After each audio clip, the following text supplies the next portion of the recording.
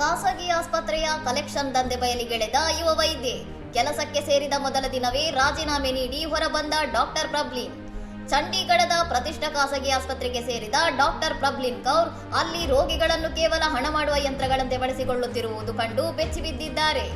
ಸಾಮಾನ್ಯ ರೋಗಿಗಳನ್ನು ಕೂಡ ಸುಲಿಗೆಯ ಉದ್ದೇಶದಿಂದ ನೇರವಾಗಿ ಐಸಿಯುಗೆ ದಾಖಲಿಸುವಂತೆ ಮತ್ತು ಅನಗತ್ಯ ದುಬಾರಿ ಪರೀಕ್ಷೆಗಳನ್ನು ಮಾಡುವಂತೆ ವೈದ್ಯರ ಮೇಲೆ ಒತ್ತಡ ಹೇರಲಾಗುತ್ತಿತ್ತು ಎಂದು ಅವರು ಆರೋಪಿಸಿದ್ದಾರೆ. जितना हो सके आईसीयू में रखो, जितने दिन हो सके उतने दिन आईसीयू में रखो. नाम मेरा और गलत काम उनके. तो मैंने रिजाइन कर दिया क्योंकि मैं तो ऐसा नहीं होने दूंगी कि मेरे कंधे पे कोई बंदूक रख के चलाए. ಆಸ್ಪತ್ರೆಯ ಹಿರಿಯ ವೈದ್ಯರೊಬ್ಬರ ನೇರ ನಿಯಂತ್ರಣದಲ್ಲಿ ಈ ಸಂಪೂರ್ಣ ದಂಧೆ ನಡೆಯುತ್ತಿದ್ದು, ಆಸ್ಪತ್ರೆಯ ಆದಾಯ ಹೆಚ್ಚಿಸಲು ಅಮಾನವೀಯ ಧೋರಣೆ ಅನುಸರಿಸಲಾಗುತ್ತಿದೆ ಎಂದು ಇನ್ಸ್ಟಾಗ್ರಾಮ್ ವಿಡಿಯೋದಲ್ಲಿ ವಿವರಿಸಿದ್ದಾರೆ.